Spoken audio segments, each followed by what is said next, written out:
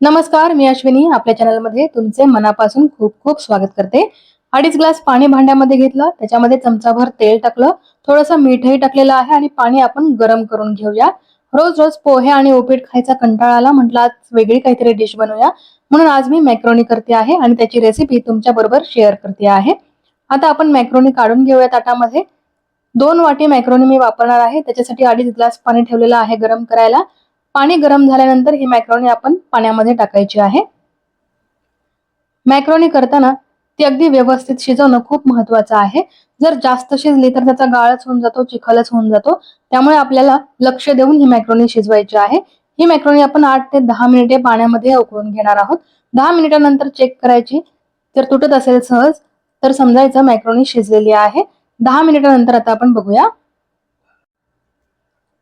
इथे तुम्ही बघू शकता मॅक्रोनी चांगली फुललेली आहे. त्याचा कलरही थोडासा बदललेला आहे. आता आपण चेक करूया ही मॅक्रोनी शिजली आहे का. जवळजवळ 10 मिनिटे ही मी पाण्यामध्ये उकळून घेतलेली आहे. मॅक्रोनी गरम आहे म्हणून मी चाकूने बघते आहे किती तुटते आहे का. आणि ते तुम्ही बघू शकता अगदी सहज ही मॅक्रोनी तुटलेली आहे. अगदी मऊ शिजलेली आहे. मॅक्रोनी ही मऊ शिजवायची आहे, ती चिकटही नकोय, म्हणून फक्त 10 मिनिटेच मी उकळून घेतलेली आहे. आता याच्यावरती आपण 1 मिनिटभर झाकण ठेवायचं, म्हणजे मॅक्रोनीला वाफ येईल आणि ती एकसारखी शिजेल. आता आपण मॅक्रोनी मधलं पाणी निथळून काढायचं आहे. याच्यासाठी मी चाळण घेतलेली आहे, खाली भांड ठेवलेलं आहे. या चाळणीवरती आता आपण मॅक्रोनी टाकून घेऊया.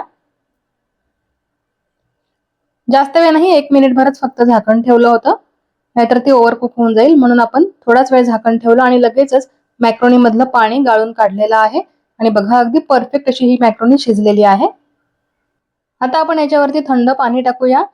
जर तुम्हाला मॅक्रोनी करायला थोडा वेळ असेल तर त्याच्यावरती थंड पाणी टाकायचं, म्हणजे त्या एकमेकांना चिकटून बसणार नाही. मॅक्रोनी शिजलेली आहे. आता याच्यासाठी आपण मसाला तयार करूया. त्यासाठी काय काय लागणार आहे ते आता आपण बघूया. पॅन मध्ये 2 चमचे तेल टाकून घेऊया. तेल गरम झाल्यानंतर याच्यामध्ये आपण कांदा टाकणार आहोत. एक मोठ्या साईजचा कांदा मी अगदी पातळ साईजचा कट करून घेतलेला आहे, तो आपण याच्यामध्ये टाकूया.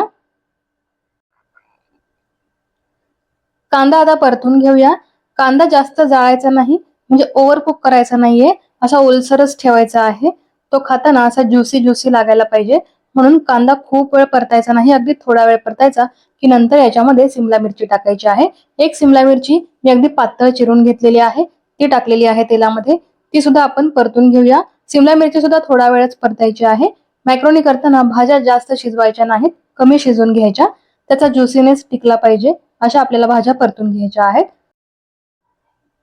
गॅसची फ्लेमही मी मोठी ठेवलेली आहे, जेणेकरून या भाज्या पटपट गरम होतील आणि त्या जास्त शिजणारही नाहीत. त्याच्यामुळे गॅसची फ्लेम मोठी ठेवून आपण या सगळ्या भाज्या परतून घेणार आहोत. आता मी एक टोमॅटो टाकलेला आहे याच्यामध्ये. एक मोठ्या साईजचा टोमॅटोही मी अगदी बारीक चिरून घेतला, तोही तेलामध्ये टाकलेला आहे. टोमॅटो सुद्धा परतून घेऊया. टोमॅटो मात्र आपल्याला चांगला मऊ होईपर्यंत परतायचा आहे. बऱ्याच जणांना कच्चा टोमॅटो तोंडामध्ये आलेला आवडत नाही, त्याच्यामुळे टोमॅटो थोडा मऊ होईपर्यंत शिजवून घ्यायचा. नंतर याच्यामध्ये आपण सॉसेस टाकणार आहोत. टोमॅटो चांगला मऊ झालेला आहे. आता आपण सॉस टाकूया याच्यामध्ये. टोमॅटो सॉस टाकणार आहे मी याच्यामध्ये 2 चमचे. कोणत्याही कंपनीचा सॉस टाका, टोमॅटो सॉस टाकायचा आहे. जवळजवळ 2 चमचे टोमॅटो सॉस मी याच्यामध्ये टाकलेला आहे. आता नूडल्सचा मसाला आहे घरामध्ये माझ्याकडे, तोही मी थोडासा टाकणार आहे. नूडल्सचा मसालाही 2 चमचे टाकलेला आहे. थोडासा मॅगी मसाला टाकलेला आहे. अगदी अर्धी पुडी टाकलेली आहे मॅगी मसाल्याची, ती उरली होती म्हणून टाकलेली आहे. तुमच्याकडे असेल तर टाका, नाहीतर नाही टाकलं तरीही चालेल.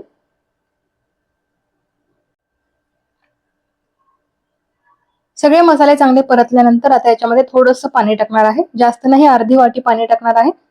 पाणी का टाकायचं की हा मसाला चांगला शिजेल. त्याचबरोबर याच्यामध्ये मॅक्रोनी टाकली की ती कोरडी कोरडी होणार नाही, म्हणून आपण थोडंसं पाणी याच्यामध्ये टाकायचं आहे.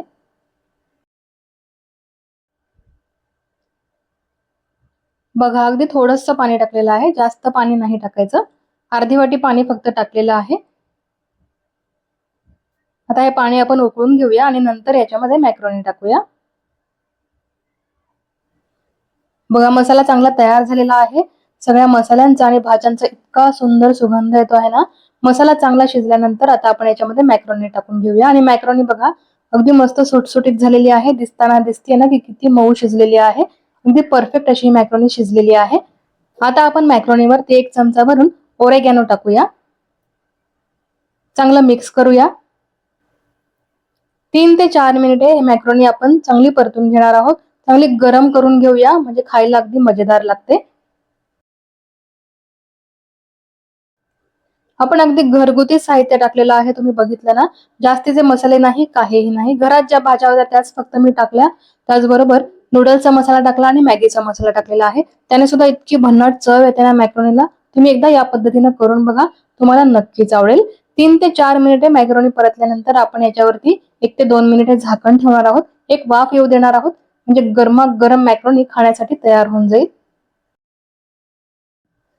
मॅक्रोनी मसाल्यामध्ये चांगली परतल्यानंतर आपण त्याच्यावरती झाकण ठेवलं आणि अगदी चांगली वाफ येऊ दिली आणि गरमागरम मॅक्रोनी ही खाण्यासाठी तयार झालेली आहे. अगदी इंडियन स्टाईलने आपण बनवलेली आहे आणि इतकी चवदार होते ना, तुम्हाला खरंच सांगते. नेहमी नेहमी उपीट पोहे खाण्यापेक्षा तुम्ही एकदा या पद्धतीने मॅक्रोनी करून बघा, तुम्हाला नक्कीच आवडेल. मुलं सुद्धा खूप खुश होऊन जातील. तर कशी वाटली तुम्हाला ही रेसिपी? आवडली आहे ना?